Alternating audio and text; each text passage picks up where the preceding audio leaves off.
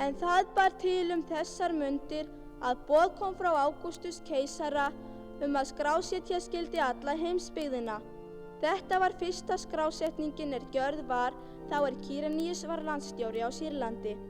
Og fóru þá allir til að láta skrásetja sig hver til sinnar borgar.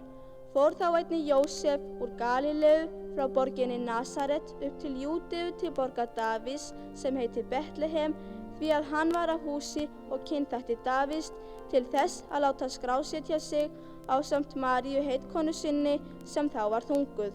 En á meðan þau dvöldust það kom að því að hún skyldi verða léttari.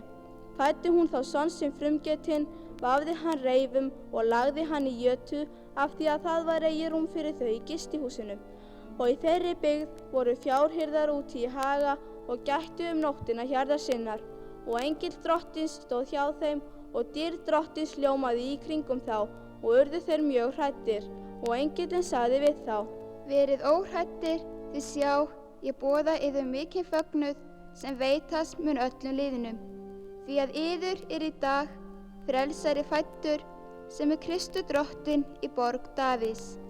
Og hafið þetta til marks: þér munu finna ungbarn reifað og liggjandi í jötu.